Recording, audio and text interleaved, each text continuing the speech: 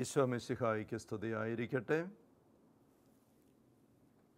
ഏതാനും വർഷങ്ങൾക്ക് മുമ്പ് ഞാൻ പ്രധാനം എന്ന ഇടവകയിൽ വികാരിയായിട്ടായിരിക്കുമ്പോൾ ഒരു ദിവസം ഇടവക്കാരിയായ ഒരു കുടുംബിനി എന്നെ ഫോണിൽ വിളിച്ച് പറഞ്ഞു, അവരുടെ സ്വന്തം വീടിനടുത്തുള്ള, ഞാനായിരിക്കുന്ന ഇടവകയിൽ നിന്ന് കുറച്ച് ദൂരെയുള്ളൊരു മറ്റൊരു സ്ഥലമാണ്, അവിടെ അവരുടെ അയൽവക്കത്തുള്ള ഒരു പയ്യൻ, ഒരു 6 7 പഠിക്കുന്ന കുട്ടിയാണ്. അവന് സ്കൂളിൽ പോയ വഴിക്ക് പെട്ടെന്ന് ഒരു രോഗാവസ്ഥയുണ്ടായി, പേടിച്ചതാണെന്ന് തോന്നുന്നു. ആശുപത്രിയിലാണ്, മെഡിക്കൽ കോളേജിൽ കൊണ്ടുപോയി, സുഖമാകുന്നില്ല, അത് പ്രാർത്ഥിക്കാൻ കൊണ്ടുവരട്ടെ. ഞാൻ ആ കുടുംബാംഗോട് വരാൻ പറഞ്ഞു. ആ പയ്യനെ കൊണ്ട് അവർ വന്നപ്പോൾ അവർ പറഞ്ഞു, ഒരു മലമ്പ്രദേശത്താണ് അവരുടെ വീട്.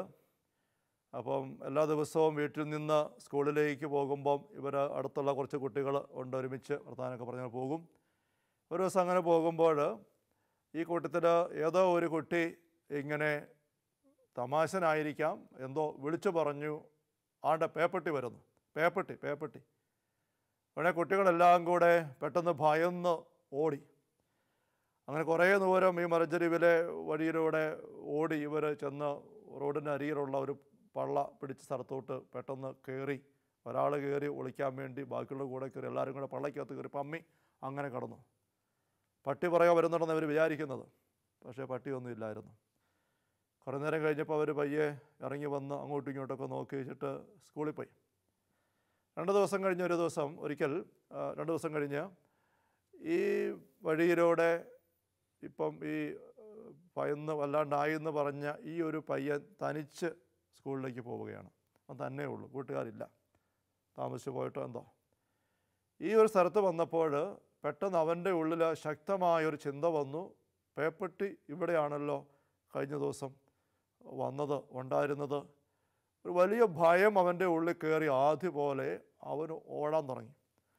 റോഡിലൂടെ അവൻ സർവ്വശക്തി എടുത്ത് കാറിക്കൊണ്ടെന്ന പോലെ ഓടി. കുറേ ദൂരം ഓടിക്കഴിഞ്ഞപ്പോഴേക്കും റോഡിൽ തന്നെ അവന് പരവേശപ്പെട്ട് കുഴഞ്ഞ് വീണ് അവിടെ കിടന്നു. അപ്പോൾ അതുവഴി വന്ന നാട്ടുകാരാരാണ്ട് കൊച്ചു വഴി കിടക്കുന്ന കണ്ട് ഓടി വന്ന് പൊക്കിയെടുത്ത് കൊച്ചിനെ അവർക്ക് മനസ്സിലായി. അടുത്തുള്ള മാടക്കടയിൽ കൊണ്ട് ഒരു വെള്ളമെല്ലാം ഒഴിച്ചു, തളിച്ചു, കുടിക്കാൻ കൊടുക്കാൻ നോക്കി. കൊച്ചിങ്ങനെ ശ്വാസം എടുക്കാൻ മേലാതെ ഇങ്ങനെ കിടന്ന് വലിക്കുകയാണ്. പെട്ടെന്ന് അവർ വീട്ടിലറിയിച്ച് വണ്ടി വിളിച്ച് ആശുപത്രിയിൽ, കാഞ്ഞിരപ്പള്ളി 26 ആശുപത്രി കൊണ്ടുവന്നു. അവിടെ നേരെ ഇൻറ്റൻസീവ് കയറ്റി വളരെ വിദഗ്ധമായ പരിശോധനയൊക്കെ നടത്തി. പക്ഷേ ഭയങ്കര ശ്വാസമുട്ടലാണ്, ഇങ്ങനെ വല്ലാണ്ട് വിഷമിക്കുകയാണ്. ഒരു കുറേ നേരം അങ്ങനെ പരിശോധനയൊക്കെ നടത്തി, ബ്ലഡൊക്കെ എടുത്തു, ടെസ്റ്റ് ചെയ്യാനൊക്കെ എടുത്തു. ഏതാനും മണിക്കൂർ കഴിഞ്ഞപ്പം ശാന്തമായി. പക്ഷേ കുറേ കഴിഞ്ഞപ്പോൾ വീണ്ടും ഈ അവസ്ഥയുണ്ടായി. അവർ നിരീക്ഷണത്തിൽ അങ്ങനെ 1-2 ദിവസം കഴിഞ്ഞു എന്നതിൻ്റെ ഓർമ്മ. ഒരവസരത്തിൽ ഇത് വല്ലാണ്ട് കൂടിയപ്പോഴേക്കും അവർ പെട്ടെന്ന് ആംബുലൻസ് വിളിച്ച് കോട്ടയം മെഡിക്കൽ കോളേജിൽ കൊണ്ടുപോയി. അവിടെ ചെന്നപ്പോൾ ഇവർ കൊച്ചിന് അസ്വസ്ഥയൊന്നുമില്ല. തിരിച്ചവിടുന്ന് വന്ന് അവർക്ക് പരിചയമുള്ള അവരുടെ കുടുംബത്തിൽപ്പെട്ട ഒരു സിസ്റ്ററുള്ള മറ്റൊരു ആശുപത്രി ഇടഭാഗത്ത് എവിടെയുണ്ട്, ആ ആശുപത്രിയിലേക്ക് കൊണ്ടുപോയി അവിടെയാക്കി. ഏതാനും ദിവസങ്ങൾ അങ്ങനെ കഴിഞ്ഞ് കുറേ കൂടി വിദഗ്ധമായ പരിശോധനയൊക്കെ നടത്തി. മെഡിക്കൽ കോളേജിലെ ചിൽഡ്രൻസ് വിഭാഗത്തിൽ കൊണ്ടുപോയി കാണിച്ചു. ഈ അസ്വസ്ഥ വരുമ്പോൾ ആ സമയത്ത് ബ്ലഡ് എടുത്ത് പരിശോധിക്കാൻ കൊടുത്തു. ഇങ്ങനെയെല്ലാം കൊടുത്ത് കുറേ ദിവസങ്ങൾ ആയിട്ടും കാര്യങ്ങൾക്ക് ഒരു ഉത്തരം കിട്ടുന്നില്ല, പരിഹാരം ഉണ്ടാകുന്നില്ല. അപ്പോഴാണ് എൻ്റെ ഇടവക്കാരിയായ ഈ കൊച്ചിൻ്റെ ശരിക്കുള്ള അയൽക്കാരിയായിരിക്കുന്ന ഒരു സ്ത്രീ, എൻ്റെ ഇടവകയിൽ കല്യാണം കഴിച്ച് വന്നിരിക്കുന്നതാണ് കുടുംബിനി, അവരെന്നെ വിളിച്ച് ഈ കാര്യം പറയുന്നത്. ഇതാണ് സംഭവം. അപ്പോൾ കാര്യങ്ങൾ കേട്ട് കഴിഞ്ഞപ്പം മെഡിക്കൽ കോളേജിൽ ഡോക്ടർമാർ വക്കൽ അവർക്ക് പ്രത്യേകിച്ചൊന്നും ഒരു അബ്നോർമലായിട്ട് കാണാനില്ല എന്നുള്ളത് ബോധ്യമായപ്പം അത് പ്രാർത്ഥനയുടെ വിഷയമാണെന്ന് തിരിഞ്ഞു. അന്നൊരു ശനിയാഴ്ച ആണ്, വൈകുന്നേരമാണ് ഇവർ പള്ളിക്ക് കൊച്ചിനെയും കൊണ്ട് വന്നത്. പിറ്റേ ദിവസം ഞങ്ങളൊരു ധ്യാനം പാലാ കുടക്കച്ചറ ഗുഡ് ന്യൂസിൽ ആരംഭിക്കുകയായിരുന്നു. അതുകൊണ്ട് ഇവരോട് പറഞ്ഞ്, ഇന്ന് നിങ്ങൾ വീട്ടിൽ പോയിട്ട് നാളെ ധ്യാനത്തിനായിട്ട് വരിക കുടക്കച്ചറയ്ക്ക്. അവർ പിറ്റേ ദിവസം എല്ലാവരും കൂടെ, അപ്പനും അമ്മയും കൊച്ചും എല്ലാം കൂടെ ധ്യാനത്തിനായിട്ട് വന്നു. ആ ധ്യാനത്തിനിടയിൽ പ്രാർത്ഥനയുടെ പല അവസരങ്ങളിലും കുറേയേറെ ചേഷ്ടകളും ബഹളങ്ങളും ഒക്കെ ഈ കൊച്ചു കാണിച്ചു. ധ്യാനം കൊച്ചു ശരിക്കും കൂടിയില്ല, പക്ഷേ ഈ പ്രാർത്ഥന അന്തരിച്ച കൊച്ചിനെ അങ്ങനെ കൊണ്ടുപോയി അതുവഴിയായിട്ട് കുറേ കൊച്ചിൻ്റെ അവസ്ഥ തനി ഒരു പൈശാചിക ബന്ധനത്തിൻ്റെ അവസ്ഥയാണെന്നുള്ള വിവേചിച്ചറിയാനായിട്ട് സാധിച്ചു. പിന്നീട് ധ്യാനം കഴിഞ്ഞ് ആ കുട്ടിയെ ഞാൻ എൻ്റെ കൂടെ പള്ളിക്കലേക്ക് കൊണ്ടുവന്ന് മാതാപിതാക്കൾ ഉൾപ്പെടെ 1 മാസത്തോളം അവിടെ താമസിപ്പിച്ച് പ്രാർത്ഥിച്ച് ആ കുട്ടി സമ്പൂർണ്ണമായൊരു വിടുതലിലേക്ക് വന്നു. പിന്നീട് മിടുക്കനായിട്ട് പഠിച്ചു, ഇപ്പോൾ ജോലി ചെയ്യുന്നു. അടുത്ത നാളിലും എൻ്റെ അടുത്ത് അവൻ ധ്യാനത്തിന് വേണ്ടി വീണ്ടും വന്നിരുന്നു. അപ്പം ഈ സംഭവത്തിൽ ഈ ഒരു അവസ്ഥയിലേക്ക് കുട്ടി പോയത് ഒരു ഭയത്തിലൂടെയാണ്. ആ ഭയമെന്ന് പറയുന്നത് എങ്ങനെയാണ് ഉണ്ടായത് എന്നുള്ളതിനെപ്പറ്റി ചിന്തിക്കുമ്പം പേപ്പട്ടി വരുന്നുവെന്ന് ആദ്യത്തെ ദിവസം കുട്ടികളിങ്ങനെ വിളിച്ച് കാറി. ഒരു പേപ്പട്ടിയും വരുന്നില്ലായിരുന്നു. പിന്നെ തനിച്ച് പോകുമ്പോൾ ഈ ചിന്ത കൊച്ചിന് വന്നു. അന്നും പേപ്പട്ടിയില്ലായിരുന്നു. കൊച്ചോടി ഉരുണ്ട് വീണു. ഈ ഒരു ബന്ധനാവസ്ഥ വരികയാണ്. ഇവിടെ ഒരുപക്ഷെ പേപ്പട്ടി എന്തെങ്കിലും പട്ടി വെറും പട്ടിയാണെങ്കിലും ഉണ്ടായിരുന്നിരിക്കാം, ഒരുപക്ഷെ, അല്ലെങ്കിൽ ഇല്ലായിരിക്കാം. പക്ഷേ ഇങ്ങനൊരു ഭയത്തിൻ്റെ അന്തരീക്ഷം അവിടെ സൃഷ്ടിക്കുന്നതും ആ ഭയത്തിൻ്റെ ഒരു അങ്കലാപ്പിൽ അവസരം കണ്ടെത്തി ഈ കുഞ്ഞിനെ കീഴ്പ്പെടുത്തുന്നതും ഒരു പൈശാചിക കെണിയാണ്. ഭയമെന്ന് പറയുന്നത് പരിശുദ്ധാത്മാവിൻ്റെതല്ല. ദൈവഭയമുണ്ട്. അതിങ്ങനെ ഞകട്ടിക്കളയുന്ന ഭയമല്ല. ആദരവോടെ പ്രമാണങ്ങൾ അനുസരിച്ച് ദൈവത്തെ ദൈവമായിട്ട് പരിഗണിച്ച് നീങ്ങാനായിട്ട് ഒരു വ്യക്തിയെ സഹായിക്കുന്ന പരിശുദ്ധാത്മാവിൻ്റെ ഒരു പുണ്യമായിട്ട് കിട്ടുന്നതാണ് ദൈവഭയം. അത് നമുക്കെല്ലാവർക്കും വേണം. സ്വാഭാവികമായ ഭയങ്ങൾ നമുക്കുണ്ട്. ഒരു പാമ്പിനെ കാണുമ്പോൾ, തേളിനെ കാണുമ്പോൾ നമുക്കൊരു ഭയമുണ്ട്. ഇടമിന്നൽ കാണുമ്പോൾ, അല്ല വൈദ്യുതി പ്ലഗ് പീസ് ഊരാനോ ഒക്കെ ചെല്ലുമ്പോൾ ഒരു ഭയമുണ്ട്. അത് നമുക്ക് സ്വാഭാവികമായുള്ള ഭയത്തിൻ്റെ തലങ്ങളാണ്. ഒരു ഭയമെന്ന വികാരം അത് നമുക്ക് കരുതലോടെ നീങ്ങാൻ നമ്മളെ സഹായിക്കുന്നതാണ്. സ്വയം സംരക്ഷിക്കാനായിട്ട് നമ്മളെ സഹായിക്കുന്ന ഒരു നൈസർഗിക വികാരമാണ് ആ ഭയം. ഇതങ്ങനെയല്ല. പൈശാചികമായ ഇടപെടൽ വഴി ഉണ്ടാകുന്ന ഭയമെന്ന് പറയുന്നത് സർവ്വ കൺട്രോളും നമ്മളിൽ നിന്നും മാറ്റിക്കളയുന്ന, നമ്മളെ ഹെൽപ്ലെസ് ആക്കി കളയുന്നൊരു ഭയമാണ്. കഴിഞ്ഞ സെഷനിൽ ഞാൻ പറയുകയുണ്ടായി, അട്ടപ്പാടി ധ്യാനഗതി ധ്യാനിക്കാൻ ചെന്നപ്പോൾ പേഴ്സണൽ ഷെയറിങ്ങിന് ഒരുമിച്ചിരുന്നപ്പോൾ എനിക്ക് വേണ്ടി പ്രാർത്ഥിച്ച ആ സമർപ്പിത സഹോദരി പ്രാർത്ഥിച്ചിട്ട് ചോദിച്ചു, എന്ത് പ്രത്യേക ശുശ്രൂഷ അച്ഛൻ ചെയ്യുന്നത്? സഹോദരി കാരണം പറഞ്ഞത്, എൻ്റെ നേർക്ക് ഇങ്ങനെ പാഞ്ഞു വരുന്ന ചില പൈശാചിക രൂപങ്ങളെ അവർ കാണുന്നു പ്രാർത്ഥിക്കുമ്പം. അപ്പോൾ ഒരു ബഹിഷ്കരണ ശുശ്രൂഷ നടത്തുന്നതിനെപ്പറ്റി ഞാൻ അവരോട് പറഞ്ഞപ്പം അവർ പറഞ്ഞു അതാണ് കാരണം, മനസ്സിലായി. അപ്പോൾ സഹോദരി അത് കൂട്ടിച്ചേർത്ത് പറഞ്ഞു. ഞാനത് നേരത്തെ പങ്കുവച്ചിട്ടുണ്ട് ഈ വേദിയിൽ. ഈ പൈശാചിക രൂപത്തിൽ അച്ഛനെ ആക്രമിക്കാൻ പറ്റുന്നില്ല, പക്ഷേ അച്ഛൻ ഭയപ്പെടുന്നുണ്ട്. അത് പറഞ്ഞപ്പോൾ അതിൻ്റെ വിശദീകരണം ഞാൻ സഹോദരി പറഞ്ഞു കൊടുത്തു. രാത്രിയിൽ ആ നാളുകളിൽ കൊച്ചു കൊച്ചു നിസാര സ്വപ്നങ്ങളാണ്, പക്ഷേ അത് കണ്ട് ഞാൻ വല്ലാണ്ട് ഭയന്ന് ഉറക്കം തെളിയുമായിരുന്നു. വല്ലാണ്ട് ഭയന്ന് വെച്ചാൽ നിസാര സ്വപ്നം, പക്ഷേ ആ ഭയമെന്ന് പറയുന്നത് മരവിപ്പിച്ച് കളയുന്ന ഭയമാണ്. ഞാൻ സൂചിപ്പിക്കേണ്ടായിരുന്നു, ശ്വാസം വിടാൻ പോലും പേടിയാണ്, കണ്ണ് തുറക്കാൻ പോലും പേടിയാണ്, പുതപ്പൊന്ന് വലിച്ചിടാൻ പോലും പേടി ആയിട്ട് അരണ്ട് പോകുന്ന പോലത്തെ ഒരു ഭയം. ഇത് പിശാചിൻ്റേതാണ്. പിശാചിൻ്റെ സാന്നിധ്യത്തിൻ്റെ അവൻ്റെ കെണികളുടെ ഒരടയാളമാണ് ഈ ഭയം. ജോൺ മരി വിയാനിച്ചൻ്റെ ജീവിതത്തിൽ ഒരു സംഭവം രേഖപ്പെടുത്തപ്പെട്ടിരിക്കുന്നത്, അച്ഛന് ഇത് ഒരു പ്രസംഗത്തിൽ പങ്കുവച്ച് ആൾക്കാർ അറിഞ്ഞതാണ്. അച്ഛൻ ആർസിൽ വികാരിയായിട്ട് ചെന്ന്, നമുക്കറിയാം വൈദികരുടെ സ്വർഗീയ മധ്യസ്ഥനാണ് ജോൺ മരി വിയാനിച്ചൻ. അദ്ദേഹം വലിയ വിശുദ്ധൻ. ഫ്രാൻസിലെ ആർസ് എന്ന കൊച്ചിടവകയിൽ 40-40 വർഷങ്ങൾ വികാരിയായിട്ട് സേവനമനുഷ്ഠിച്ചു. ആർസ് ആർക്കും വേണ്ടാതെ കിടന്ന കുഗ്രാമം വലിയ തീർത്ഥാടന കേന്ദ്രമായിട്ട് മാറി. അതുമുതൽ ഇതുവരെ അങ്ങനെയാണ്. അനേകർ മാനസാന്തരപ്പെട്ട മുഴുവൻ രൂപാന്തരപ്പെട്ട അങ്ങനെ ഒത്തിരി സംഭവങ്ങൾ. അപ്പോൾ ഇതൊരു വലിയ ആത്മീയ പോരാട്ടമായിരുന്നു. അച്ഛന് ആർസ് ചെന്ന് ഈ ശുശ്രൂഷ ആരംഭിച്ച നാളുകളിൽ പിശാചിൻ്റെ ഭാഗത്തു നിന്ന് ഒരുപാട് ഉപദ്രവങ്ങൾ അച്ഛന് അനുഭവിച്ചിട്ടുണ്ട്. അച്ഛൻ പള്ളിയിൽ കുമ്പസാരിപ്പിച്ചിരിക്കുമ്പോൾ അച്ഛൻ്റെ മുറിയിൽ കർട്ടന് തീ പിടിക്കുന്നു. അച്ഛൻ രാത്രി കിടക്കുമ്പോൾ അച്ഛൻ്റെ കട്ടിലെടുത്തിട്ട് താഴേക്കിടും. അച്ഛന് വളരെ ഉപവാസം എടുക്കുന്ന വ്യക്തിയാണ്. അല്പ ഭക്ഷണമേ ഉള്ളൂ. കുറച്ച് ഉരുളക്കിഴങ്ങ് പൊഴുങ്ങി വെച്ചിട്ട് അതും കുറേശ്ശെ കഴിക്കുകയുള്ളൂ. അതുകൊണ്ട് രാത്രിയിൽ അച്ഛന് കുമ്പസാരം ഒക്കെ നീണ്ട് ആൾക്കൂട്ടം ഒത്തിരി ആയി കഴിഞ്ഞപ്പം വിശ്രമിക്കാൻ സമയം കുറഞ്ഞു വന്നു. അല്ലെങ്കിൽ തന്നെ അച്ഛൻ പള്ളിയിൽ പ്രാർത്ഥിക്കാൻ വേണ്ടി മണിക്കൂറുകൾ ചിലവഴിക്കുമായിരുന്നു. കഷ്ടി ചിലപ്പോൾ അച്ഛൻ കിടക്കാനായിട്ട് വരിക, അല്പഭക്ഷണമേ കഴിക്കുന്നുള്ളൂ.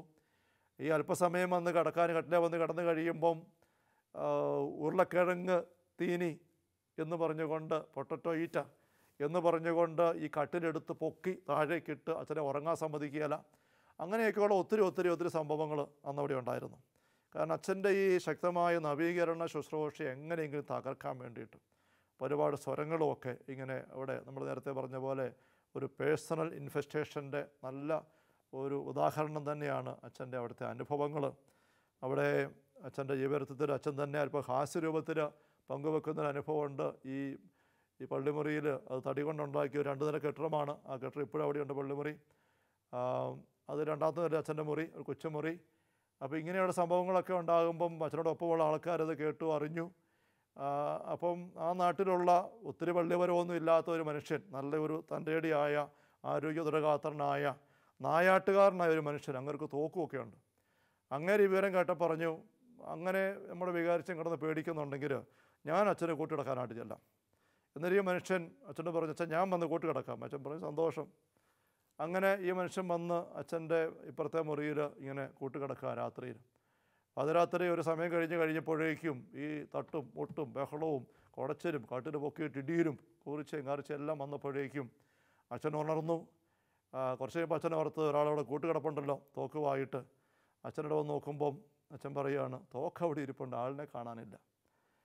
ആ മനുഷ്യൻ പറഞ്ഞു, ഇതുപോലെയാണ് ഞാൻ ഓർത്തില്ല, തോക്കുണ്ടെന്ന്. വിചാരിച്ചൻ പറയുകയാണ്, തോക്കുണ്ടെന്ന കാര്യം പോലും അങ്ങേര് മറന്നുപോയി. അതുപോലെ ഇറങ്ങി ഓടി. അതുപോലെയുള്ള ഭയപ്പെടുത്തുന്ന അനുഭവങ്ങളൊക്കെ. അപ്പോൾ ഈ അനുഭവങ്ങളിലേക്ക് വരുമ്പോൾ അച്ഛൻ പങ്കുവെക്കുന്ന ഒരു ദൈവരാജ്യ രഹസ്യം ഇവിടെയുണ്ട്. ഒരു ദിവസം രാത്രിയിൽ അച്ഛനിങ്ങനെ ഒറ്റയ്ക്ക് പള്ളിമുറിയിൽ കിടക്കുമ്പോൾ, അത് ആദ്യ നാളുകളിലാണ്, പാതിരാത്രി കഴിഞ്ഞ സമയത്ത് പള്ളിമുറ്റത്ത് ഒരു വലിയ സൈന്യം ഇങ്ങനെ ബോട്ട്സൊക്കെ ഇട്ട് ചവിട്ടി മാർച്ച് ചെയ്ത് പോകുന്ന ശബ്ദം കേട്ട് അച്ഛൻ ഉറക്കം തെളിഞ്ഞു. അപ്പം അച്ഛൻ്റെ പള്ളിമുറി 2 നിലയുണ്ട്, കൊച്ചു കെട്ടിടം, തടികൊണ്ടുള്ള കെട്ടിടമാണ്. അച്ഛൻ ആ ഉറക്കം തെളിഞ്ഞു. ഉറക്കം തെളിഞ്ഞിട്ട് അച്ഛന് വലിയൊരു ഭയം അനുഭവപ്പെട്ടു. ഈ ഭയം കാരണം അച്ഛന് എണീക്കാൻ തോന്നുന്നില്ല, പേടിച്ചരണ്ടു. അച്ഛൻ്റെ ഉള്ളിൽ ചിന്ത വന്നു, ഇതേതോ ശത്രു രാജ്യക്കാർ, യൂറോപ്പിലൊക്കെ നമുക്കറിയാം രാജ്യങ്ങളൊക്കെ അടുത്തടുത്തുണ്ട്, അങ്ങോട്ടേക്ക് യുദ്ധങ്ങളൊക്കെ ഇടയ്ക്കണം, നമ്മുടെ നാട്ടിന് വ്യത്യാസമായി. അപ്പോൾ ഏതോ ഒരു സൈന്യം ആക്രമിക്കാനായിട്ട് വന്നിരിക്കുകയാണ്, പള്ളിയിലേക്കാണ് വന്നിരിക്കുന്നത്. പള്ളിയിൽ താൻ മാത്രമേ ഉള്ളൂ, തന്നെ അവരിപ്പോൾ പിടിക്കും, അറസ്റ്റ് ചെയ്യും, കൊന്നുകളയും. ഇങ്ങനൊരു പേടി അങ്ങ് കയറി. പേടി കയറിയിട്ട് അച്ഛനെ കട്ടിൽ എണീക്കാൻ പറ്റുന്നില്ല, വല്ലാണ്ട് അരണ്ട് ഭയന്ന്. അപ്പോൾ മുറ്റത്ത് ഇങ്ങനെ ഈ സൈന്യം ബോട്ട്സിട്ട് ചവിട്ടി മാർച്ച് ചെയ്ത് സ്വരവച്ഛൻ കേൾക്കുകയാണ്. കുറേ നേരം അങ്ങനെ അച്ഛൻ അരണ്ട് കിടന്നു. പിന്നെ കുറച്ച് കഴിഞ്ഞപ്പോൾ അല്പം ധൈര്യം സംഭരിച്ച് അച്ഛൻ എണീറ്റ് പയ്യെ സ്വരമൊന്നും കേൾപ്പിക്കാതെ ജനാലയ്ക്ക് വന്ന് കർട്ടൻ ഇങ്ങനെ മാറ്റി നോക്കി മുറ്റത്തോട്ട്. അച്ഛൻ പറയുകയാണ്, പള്ളിമുറ്റം വിജനമായി നിലാവിൽ കുളിച്ച് കിടക്കുന്നു, അവിടെ ആരുമില്ല.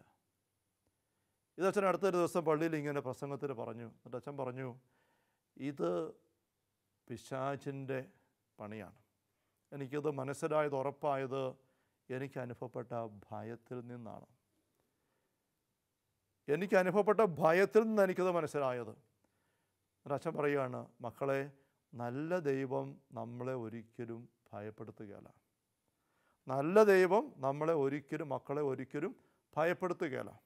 അപ്പം ഇങ്ങനെ നമുക്കറിയാം, ബൈബിളിലേക്ക് നോക്കുമ്പോഴേക്കും സക്കറിയയുടെ പക്കൽ ഗബ്രിയേൽ മാലാഖ അറിയിപ്പുമായിട്ട് വരും സ്നാപകൻ്റെ ജനനത്തെപ്പറ്റി.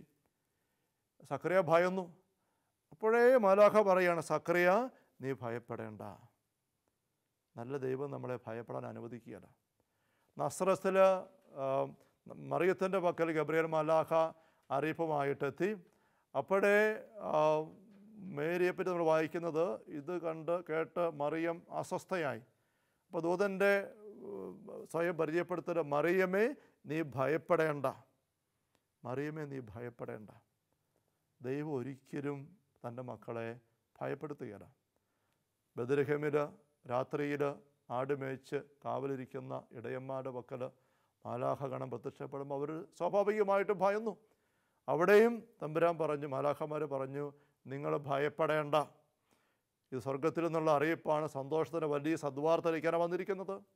എത്രയോ അവസ്ഥയിൽ നമ്മൾ ബൈബിളിൽ കാണുന്നുണ്ട് ഈശോ തന്നെ പറയുന്നത്, ഭയപ്പെടരുത്, ഞാനാണ്, വെള്ളത്തിന് മീതെ നടന്ന് ഈശോ വരികയാണ്. മത്തായി 14 നമ്മൾ കാണുന്നു. ഭയപ്പെടേണ്ട ഞാനാണ്, ഭൂതമൊന്നുമല്ല, നിങ്ങൾക്ക് അറിയണ്ട. എത്രയോ അവസരത്തെ ഈശോ അങ്ങനെ പറയുക, ഭയപ്പെടരുത്. എവിടെയോ ഞാൻ വായിച്ചു ഓർക്കുന്നു, ബൈബിളിൽ ആകപ്പാടെ 365 പ്രാവശ്യം അങ്ങനെ പറഞ്ഞിട്ടുണ്ട്. അത്രേ, ഞാൻ എണ്ണി നോക്കിയിട്ടില്ല. ബൈബിളിൽ ആവർത്തിച്ച് കാണുന്ന ഒരു ഒരു ഒരു ഒരു ആശ്വാസ വചസ്സാണ് ഭയപ്പെടരുത്. ഈശോ വീണ്ടും പറയും, ഉത്കണ്ഠപ്പെടരുത്, ആകുലരാകരുത്, അസ്വസ്ഥരാകരുത്. നമുക്കറിയാം ദൈവം ഒരിക്കലും അസ്വസ്ഥപ്പെടുത്തുന്ന സാന്നിധ്യമല്ല, ഭയപ്പെടുന്ന സാന്നിധ്യമല്ല, ആകുലപ്പെടുന്ന സാന്നിധ്യമല്ല. പിശാച് എപ്പോഴും അങ്ങനെയാണ്. അപ്പോൾ ഈ ഭയത്തിൻ്റെ ഒരനുഭവം നമ്മൾ ഗൗരവത്തോടെ വീക്ഷിക്കണം. ചില അവസരങ്ങളിലൊക്കെ നമ്മളൊരു പക്ഷേ രാവിലെ ഉണർന്ന് നീക്കുമ്പം, അല്ല രാത്രി ഉറക്കമൊന്നും തെളിഞ്ഞു, സ്വപ്നമൊന്നും കണ്ടില്ലെന്ന് വിചാരിക്കുക, വേറെ ഇടിമിന്നലും മഴയും ശബ്ദമൊന്നും കേൾക്കുന്നില്ല. ചിലപ്പോൾ അകാരണമായൊരു ഭയം നമ്മുടെ ഉള്ളിൽ വരുന്ന അനുഭവപ്പെട്ടിട്ടുണ്ടാവും. ഒരാധി കയറി വരുന്നു. നേരം എടുത്ത് എണീറ്റ് ഇന്നലെ തലേ ദിവസം നന്നായിട്ട് ജോലിയെല്ലാം തീർത്ത് പോയി കിടന്നുറങ്ങി, നന്നായിട്ട് ഉറങ്ങുകയും ചെയ്തു, വിശ്രമിച്ച് പ്രാർത്ഥന കഴിഞ്ഞ ദിവസം എല്ലാം കറക്റ്റായിട്ട് പോയി. എന്നിട്ടും രാവിലെ എണീറ്റ് വന്നപ്പോഴേ ഒരു ആധി, ഒരു അസ്വസ്ഥത അങ്ങനെ അനുഭവപ്പെടുമ്പം നമ്മൾ തിരിച്ചറിയണം, ഇത് പൈശാചിക സാന്നിധ്യം നമുക്കെതിരെ എന്ത് കെണി വെക്കുന്നതാണ്. കരുണയുടെ അപ്പസ്തോലയായ ഫൗസ്റ്റീന, പോളണ്ടിലെ ഫൗസ്റ്റീനയുടെ ഡയറിയുടെ മലയാള പരിഭാഷയാണിത്. എൻ്റെ അന്തരാത്മാവിലേക്ക് ഒഴുകിയിറങ്ങിയ ദൈവകരുണ. ഫൗസ്റ്റീന സഭയിലെ വലിയ വിശുദ്ധയാണ്. ഈ ഡയറിയിലൂടെ അവർ പങ്കുവെക്കുന്ന കാര്യങ്ങൾ വലിയ ആത്മീയ രഹസ്യങ്ങളാണ്. ദൈവരാജ്യത്തിൻ്റെ രഹസ്യങ്ങളെന്ന് നേരെ പറഞ്ഞെടുക്കാവുന്ന വളരെയധികം കൊച്ചു കൊച്ചു സംഭവങ്ങൾ, അതിൻ്റെ വ്യാഖ്യാനങ്ങൾ ഇതിനകത്ത് കാണാനായിട്ട് സാധിക്കും. ഈ പുസ്തകത്തിലെ ഈ വിവരണത്തിൽ 1715 ഖണ്ഡികയിൽ 1715 ഖണ്ഡികയിൽ ഇങ്ങനെ ഒരു വാക്യം ഫൗസ്റ്റീന എഴുതിയിരിക്കുകയാണ്. കുമ്പസാരത്തിനായി ഒരുങ്ങാൻ ഞാൻ ആരംഭിച്ചപ്പോൾ കുമ്പസാരക്കാർക്കെതിരെ ശക്തമായ ചിന്തകൾ, പ്രലോഭനങ്ങൾ എന്നെ ശല്യപ്പെടുത്തി. ഞാൻ സാത്താനെ കണ്ടില്ല, എങ്കിലും അവൻ്റെ സാന്നിധ്യം, ഭയങ്കരമായ അരിശം, അസ്വസ്ഥത എനിക്ക് അനുഭവപ്പെട്ടു. അപ്പോൾ ഇവിടെ ഫൗസ്റ്റീന പറയുകയാണ്, കുമ്പസാരത്തിനായിട്ട് ഒരുങ്ങുക ഒരു പ്രത്യേക സാഹചര്യത്തിൽ. അപ്പം പതിവുള്ള കുമ്പസാരക്കാരൻ്റെ പക്കലല്ലായിരിക്കാം. അപ്പം കുമ്പസാരത്തിന് ഒരുങ്ങാൻ തുടങ്ങിയപ്പോഴേ വലിയൊരു അസ്വസ്ഥത, ഒരു എതിർചിന്ത. എന്തിനാ ഈ അച്ഛന്മാരുടെ അടുത്ത് കുമ്പസാരിക്കുന്നത്, അല്ല ഈ അച്ഛനടുത്ത് എന്തിനാണ് കുമ്പസാരിക്കുന്നത്? ആ അച്ഛനെപ്പറ്റി എതിർചിന്ത വരുന്നു. വല്ലാത്തൊരു അസ്വസ്ഥത, ശക്തമായ എതിർചിന്ത. ഈ ചിന്ത വന്നപ്പോൾ ഫൗസ്റ്റീനായുടെ ഒരു വലിയ കഴിവ് ഞാൻ പ്രത്യേകമായിട്ട് പുസ്തകത്തിലൂടെ വായിച്ചപ്പോൾ കണ്ടെത്തിയിരിക്കുന്നത്, തൻ്റെ ആത്മീയ അനുഭവങ്ങളെ കൃത്യമായിട്ട് വിവേചിച്ചറിയാനുള്ളൊരു സവിശേഷമായ കൃപ ഈ ഫൗസ്റ്റീനയ്ക്കുണ്ടായിരുന്നു. ഒരുപാട് കണ്ണികളിൽ ഫൗസ്റ്റീന തെളിച്ച് പറയുന്നത് കാണാം, എൻ്റെ ആത്മാവിൽ ഇന്നൊരനുഭവം ഉളവായി, എൻ്റെ ആത്മാവിൽ വലിയ ആനന്ദം നിറഞ്ഞു, എൻ്റെ ആത്മാവിൽ വലിയ ഭാരം അനുഭവപ്പെട്ടു, എൻ്റെ ആത്മാവിൽ വിരസത കടന്നു വന്നു. ഇങ്ങനെ ആത്മാവിൻ്റെ, ഞാൻ ഈ ഫൗസ്റ്റീന വിശുദ്ധയുടെ ഈ ഡയറിയിലൂടെ ഒരുപാട് കാര്യങ്ങൾ ആ രീതിയിൽ പഠിച്ചു. ഞാൻ എന്ന് ഈ ഫൗസ്റ്റീനയോട് പ്രാർത്ഥിക്കുന്ന ഒരു പ്രാർത്ഥനയാണ്, എനിക്ക് വിശുദ്ധരെ ചേച്ചി ചേട്ടാന്ന് വിളിക്കാനാണ് ഇഷ്ടം. ഫൗസ്റ്റീന ചേച്ചി, അങ്ങയുടെ ആത്മീയ അനുഭവങ്ങൾ കൃത്യമായിട്ട് തിരിച്ചറിഞ്ഞിരുന്നതുപോലെ എൻ്റെ ആത്മീയ അനുഭവങ്ങളെ തിരിച്ചറിയാൻ ഉള്ള കൃപ എനിക്ക് വാങ്ങിത്തരണമേ എന്ന്. അത് ഫൗസ്റ്റീന ചേച്ചി എനിക്ക് വാങ്ങിത്തരുന്നതായിട്ട് എനിക്ക് അനുഭവമുണ്ട്. ഇവിടെ ഒരു ചെറിയ സെൻറ്റൻസേ ഉള്ളിത്. ഈ കുമ്പസാരക്കാരനെതിരായ ശക്തമായ പ്രേരണ വരുന്നിടത്ത് ഫൗസ്റ്റീന തിരിച്ചറിയുകയാണ്, സാത്താനാണ് അതിൻ്റെ പുറകിൽ. ഫൗസ്റ്റീന പലപ്പോഴും സാത്താനെ കാണുന്നുണ്ട്, അതേപറ്റി ഒത്തിരി സംഭവങ്ങൾ പറയുന്നുണ്ട്. ഇവിടെ സാത്താനെ ഞാൻ കണ്ടില്ല, പക്ഷേ അവൻ്റെ സാന്നിധ്യം എനിക്ക് മനസ്സിലായി, അവനാണ് ഈ ചിന്തയിട്ട് തരുന്നത്. ഇതേ പുസ്തകത്തിലെ മറ്റൊരു ഭാഗത്ത് 1490 ഖണ്ഡികയിൽ ഫൗസ്റ്റീന ഇതേ പുസ്തകത്തിൽ പങ്കുവെക്കുകയാണ് ഇങ്ങനൊരു അനുഭവം. ഇന്ന് അതിരാവിലെ മുതൽ എൻ്റെ ആത്മാവ് അന്ധകാരത്തിലായിരുന്നു, എനിക്ക് ഈശോയിലേക്ക് തിരിയുവാനേ സാധിച്ചില്ല. അവിടെ തന്നെ ഉപേക്ഷിച്ചതുപോലെ അനുഭവപ്പെട്ടു. ഞാൻ പ്രകാശത്തിനായിട്ട് സൃഷ്ടികളിലേക്ക് തിരിഞ്ഞില്ല, കാരണം ഞാൻ അന്ധകാരത്തിലായിരിക്കാനാണ് ഈശോയുടെ ഇഷ്ടമെങ്കിൽ അവർക്ക് എന്നെ പ്രകാശത്തിലേക്ക് കൊണ്ടുവരാൻ സാധിക്കുകയില്ല എന്നെനിക്കറിയാം. അതുകൊണ്ട് മറ്റൊന്നിനും പോകാതെ ആ അന്ധകാര അനുഭവത്തിൽ ഇങ്ങനെ മുന്നോട്ട് നീങ്ങുകയാണ്. ഞാൻ എന്നെ തന്നെ സമർപ്പിച്ചുകൊണ്ട് സഹിച്ചു, എന്നാൽ കഷ്ടപ്പാടുകൾ കൂടുതൽ നിരാശാജനകമായി എന്ന് പൗശന പറയുകയാണ്. അടുത്ത ഖണ്ഡികയ്ക്ക് 1497 പൗശന എഴുതുകയാണ്. ചിന്തകളിൽ മുഴുകി ഞാൻ ചാപ്പലിലേക്ക് പോയപ്പോൾ എൻ്റെ അരൂപി കടുത്ത അന്ധകാരത്തിലേക്ക് എറിയപ്പെട്ടു. എൻ്റെ ഉന്മേഷം മുഴുവൻ ചോർന്നു പോയി. സാത്താൻ്റെ സ്വരം ഞാൻ ശ്രവിച്ചു. അപ്പോൾ സാത്താൻ പറയുന്ന നിരാശയുടെ വാക്കുകൾ അവിടെ പൗശന കേൾക്കുകയാണ്. എല്ലാ കാര്യങ്ങളിലും എത്ര പരസ്പര വിരുദ്ധമായിട്ടാണ് ഈശോ നിന്നോട് ചെയ്യുന്നതെന്ന് കണ്ടാലും ഈശോ നിന്നോട് മടന്നിറങ്ങാൻ ആവശ്യപ്പെട്ടു, എന്നിട്ട് അവൻ നിനക്ക് രോഗം നൽകി എന്ന് പറഞ്ഞുകൊണ്ട് സാത്താൻ കുറേ എതിർചിന്തകൾ ഇട്ടു തരികയാണ്. പൗശന പറയുകയാണ്, എൻ്റെ ആത്മാവ് നിശബ്ദമായിരുന്നു. അന്ധകാരത്തിൻ്റെ അരൂപയുമായി സംഭാഷണം തുടരാതെ ഞാൻ മനോദാരിദ്ര്യത്തോടെ തുടർന്ന് പ്രാർത്ഥിച്ചു. ഒരിക്കലും ജീവിതത്തെക്കുറിച്ച് ഇത്ര അസാധാരണമായ അനിഷ്ടം എനിക്ക് അനുഭവപ്പെട്ടിട്ടില്ല എന്ന് പൗശന എഴുതിയിരിക്കുകയാണ്. വീണ്ടും പരീക്ഷകൻ്റെ വാക്കുകൾ ഇങ്ങനെ കേൾക്കുകയാണ്. ആ പരീക്ഷകനോട് സംഭാഷണം, ഡയലോഗ് നടത്താൻ തയ്യാറാകാതെ ആ ഇരുട്ടിലൂടെ പൗശന കടന്നുപോയി ഈശ്വര വെളിച്ചത്തിലേക്ക് കടന്നു വരികയാണ്. ഞാനിവിടെ സൂചിപ്പിച്ചത്, ഈ പൈശാചികമായ സ്വരങ്ങൾ വരുന്നിടത്ത്, ഇടപെടൽ വരുന്നിടത്ത് ഉള്ളിൽ പൈശാചികമായ ഫലങ്ങളുണ്ടാവും. ഇത് നമ്മൾ തിരിച്ചറിയണം. അവിടെ ഭയത്തിൻ്റെ അനുഭവം ഞാൻ സൂചിപ്പിച്ചു. രാവിലെ ഉണരുമ്പോൾ പെട്ടെന്നൊരു വല്ലാത്ത ഭയം അനുഭവപ്പെടുന്നു. കാരണമൊന്നും കാണുന്നില്ല. ശാന്തമായിട്ടായിരുന്നേ. നിൻ്റെ പക്കൽ അപ്പുറത്തോ ഇപ്പുറത്തോ എവിടെയെങ്കിലും പിശാച് നിന്നെ ഉന്നം വെച്ചുകൊണ്ട് റിമോട്ട് ഞെക്കി നിൻ്റെ മേൽ പിടുത്തമിടാനായിട്ട് അവൻ പരിശ്രമിക്കുകയാണ്. അസ്വസ്ഥപ്പെടേണ്ട, ഭയപ്പെട്ടു പോകരുത്, കലങ്ങരുത്. നേരെ കണ്ണടച്ച് അല്ലെങ്കിൽ ചുറ്റുപാടും തിരിഞ്ഞ് കുരിശൻ്റെ മുദ്ര വരയ്ക്കുക. ഈശോയുടെ തിരുരക്തം തളിക്കുക. എൻ്റെ ഉള്ളിൽ ഇപ്പോഴും അസ്വസ്ഥതയും ഭയവും ഉളവാക്കത്തക്ക രീതിയിൽ ഏതരൂപിയാണോ ഇവിടെ നിന്ന് എങ്ങനെ പെരുമാറുന്നത്, നിന്നോട് ഞാൻ ഈശോയുടെ നാമത്തിൽ ആവശ്യപ്പെടുന്നു, എന്നെ വിട്ടു പോവുക. വിശുദ്ധ കുരിശൻ്റെ അടയാളം നമ്മളിൽ തന്നെ ഒരു സംരക്ഷണം എടുക്കുക. ഇങ്ങനെ നമ്മൾ പ്രാർത്ഥിക്കുമ്പോൾ, കുറച്ചുകൂടെ വചനം പറഞ്ഞ് ഈശ്വരത്തിൽ പ്രാർത്ഥിക്കുമ്പോൾ, കാറ്റ് വീശുമ്പം മഴക്കാര് മാറിയിട്ട് സൂര്യപ്രകാശം തെളിയുന്നത് പോലെ നമ്മുടെ ഉള്ളിൽ പ്രകാശത്തിലേക്ക് വരുന്നതായിട്ട് കാണാനായിട്ട് സാധിക്കും. സ്നേഹമുള്ളവരെ, ഈശോ പറഞ്ഞില്ലേ മത്തായി 12 ഫലത്തിൽ നിന്ന് വൃക്ഷത്തെ അറിയണം. ഫലം ഭയമാണോ, അസ്വസ്ഥതയാണോ, നിരാശയാണോ, ഭാരമാണോ, മടുപ്പാണോ, അത് തരുന്ന വൃക്ഷം പൈശാചിക അരൂപിയാണ്, അവൻ്റെ കെണിയാണ്.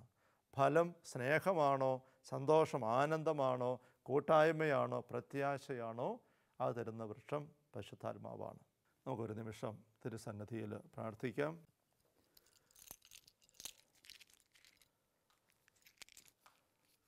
കർത്താവായ ഈശോയെ, അങ്ങയുടെ പരിശുദ്ധാത്മാവിൻ്റെ ഫലങ്ങളിലൂടെ അങ്ങ് ദൈവരാജ്യത്തിലേക്ക് ഞങ്ങളെ നയിക്കുന്നുവല്ലോ. ഞങ്ങൾ ദൈവരാജ്യത്തിലാണ് തിരിച്ചറിയാനുള്ള സുനിശ്ചിതമായ മാർഗമാണല്ലോ പരിശുദ്ധാത്മാവിൻ്റെ ഫലങ്ങളായ സ്നേഹവും സമാധാനവും ആനന്ദവുമെല്ലാം.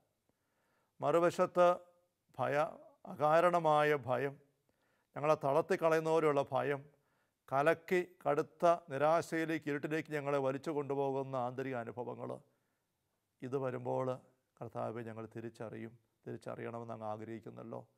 ഇത് ദുഷ്ടൻ്റെ ഇടപെടലാണ്. ജോൺ മരി വിയാനിച്ചൻ പറഞ്ഞതുപോലെ, നല്ല ദൈവം തൻ്റെ മക്കളെ ഒരിക്കലും ഭയപ്പെടുത്തുകയില്ല.